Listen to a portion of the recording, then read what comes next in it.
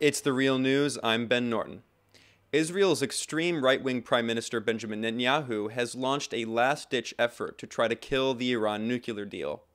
In a strange speech on Monday, April 30th, Netanyahu used a PowerPoint presentation and stage props and accused the Iranian government of supposedly hiding its nuclear weapon program. Iran lied. Big time. After signing the nuclear deal in 2015, Iran intensified its efforts to hide its secret nuclear file. In 2017, Iran moved its nuclear weapons files to a highly secret location in Tehran. A few weeks ago, in a great intelligence achievement, Israel obtained half a ton of the material inside these vaults. And here's what we got. 55,000 pages. Another 55,000 files on 183 CDs. Scientific experts have called into question Netanyahu's claims, saying that what the Israeli Prime Minister revealed was actually not new information, that it's in fact a decade old, that it was already known, and that he's misrepresenting it. Netanyahu's political motivation behind this political stunt was very clear. He strongly implied that U.S. President Donald Trump should tear up the Iran nuclear deal that was agreed to under President Obama in 2015. So these files conclusively prove that Iran is brazenly lying when it says it never had a nuclear weapons program.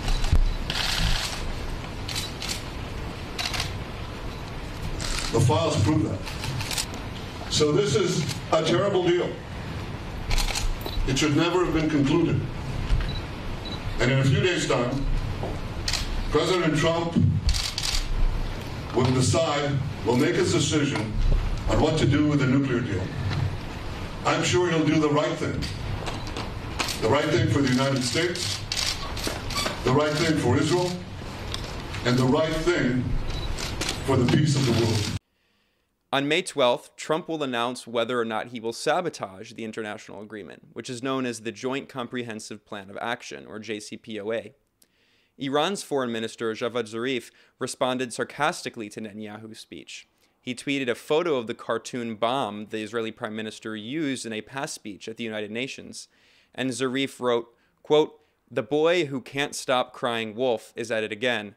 Undeterred by cartoon fiasco at UNGA, you can only fool some of the people so many times." Joining us to discuss this is Max Blumenthal. Max is an award-winning journalist and the author of several books, including his forthcoming book, The Management of Savagery, which will be published later this year. Max is also the founder and editor of the independent investigative journalism initiative, the Gray Zone Project, which can be found at grayzoneproject.com. Thanks for joining us, Max. Good to be with you again. So, Max, can you respond to this? Clearly, Netanyahu has a history of using, kind of cartoon props to make these extreme accusations. What is your take? Yeah, he gets more props and stunts than Bruce Willis, as Gang Starr might have said. I mean, this is the most theatrical world leader that we have ever known in any forum. And to some extent, his props have been effective. I think his prop at the UN on the Iranian Red Line was somewhat effective, but there was a different administration in Washington, which saw the JCPOA or the Iran deal as more beneficial to America's role in the Middle East, and saw Iran as an honest partner that would actually maintain the deal. And that's borne out in IAEA assessments. The most recent one was on March 5th, and it found that Iran was in full compliance of the JCPOA, the nuclear deal. The State Department, even under Trump, has found that Iran is in full compliance. But basically, Donald Trump, who campaigned against the Iran deal, partly thanks to enormous amounts of funding, over $40 million of it, from Sheldon Adelson, Paul Singer, and other pro-Israel billionaires, has declared that he will exit the Iran deal. That could happen as soon as this month. He surrounded himself with anti-Iran hardliners like John Bolton and Mike Pompeo. And Trump has an agenda, and what Netanyahu did with his props and stunts was designed solely to give Donald Trump space to exit the JCPOA. That's why he delivered the speech in English. It was not for the Israeli public. That's why he had the props and the screen behind him. It was for American consumption. It was for the Fox News audience, and it was to somehow implant in the minds of the American mainstream media that there was an intelligence case to be made, that Iran had a secret nuclear program and that it was deceiving the world. This was absolutely absurd. And the night before Netanyahu's presentation, Israel attacked the T4 base near Homs in Syria, killing as many as 23 Iranian military figures, including possibly a top officer. Iranian soldiers who are in Syria to stabilize the state against this regime change war, which has been running for 7 years. That was the precursor to Netanyahu's speech. And the point was to alert the world to the fact that Iran is in Syria, that they supposedly have these regional imperial ambitions. But beyond that, we actually saw Dror Michman at the Brookings Institute, who is an advisor to Netanyahu, admit earlier in April that the April 9th Israeli strike on the T4 base in Homs was designed to provoke an Iranian response. So you actually see evidence on the ground of Netanyahu trying to stoke the flames of a regional war against Iran while providing Trump with the space through these theatrical presentations to exit the Iran deal and intensify friction and brinksmanship with Iran. It's a really dangerous scenario. And actually, I did an interview with you guys, with Paul Jay, as Trump was coming in, and I cast doubt on the idea that this would ever be possible or that the U.S. would exit the Iran deal. And I'm kind of shocked at how rapidly Trump has moved on this front. Well, there are a few things to unpack there. One, I do definitely want to mention the Syria angle. We know that Israel has launched at least 100 airstrikes against Syrian, Iranian, and Hezbollah targets inside Syrian territory, often violating Lebanese airspace in order to do so. But before we get back to that, the Iran nuclear deal, what's interesting about this, and it's something that I don't see mentioned a lot in Western media outlets, especially American media outlets, is that this is an agreement that was not only signed by the U.S. and Iran, it was also the 5 permanent members of the Security Council. So that's not just the U.S., but also France, the U.K., Russia, and China. And in addition, Germany also signed it. It's the P5+1. We've seen that all of the other signatories, including China, Russia, the UK, France, and Germany, they want the agreement to continue. It's actually just the US that wants to destroy this deal, specifically Donald Trump. So can you respond to what this says about, this discussion of rogue states in the world? We hear Syria is a rogue state, Iran is a rogue state. Well, they're the ones who are actually abiding by the agreement, and the US is the one trying to sabotage it.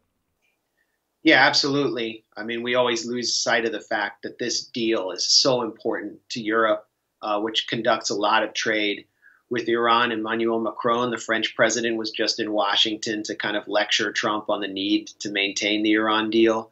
And Angela Merkel certainly feels the same. Germany does an enormous amount of trade with Iran. This is also coming as Trump is threatening a trade war with the EU. So what we're seeing is a neoconservative interpretation of the America First agenda, where the U.S. intends to go it alone, but in an aggressive and bellicose manner, striking at one of the countries that has refused to comply and which Israel has put at the top of its target board. We need to look really closely at Netanyahu's presentation, though, understand how shabby it was. He referred to Project Ahmad, and he did appear to have authentic files, by all accounts, of a project that was initiated by Iran right after George W. Bush introduced the concept of the axis of evil. So we can thank David Frum, the new resistance hero, for this. And what it appears to be is a kind of breakout project that would have allowed potentially Iran to carry out nuclear tests in an emergency situation if they were facing an invasion or some kind of attack. What it called for was such a tiny arsenal that, in the words of a Defense One columnist, not exactly, wild-eyed leftist anti-imperialist today, it would have made Kim Jong-un giggle. I mean, it just dwarfed in comparison to North Korea's modest nuclear arsenal. It was closest maybe to apartheid South Africa's program, which was to produce just a few warheads just in case they felt an existential threat. But the program lasted for a few months, it appears, never went anywhere. And that was the end of it. After that, a little attempt at some kind of breakout project, Iran did not appear to have any active nuclear program. And once again, that's been affirmed by the IAEA and the US State Department. So what Netanyahu revealed was almost nothing, but what he intended to do was to generate sort of an information war, to stir up an information war, to push the US into a real war.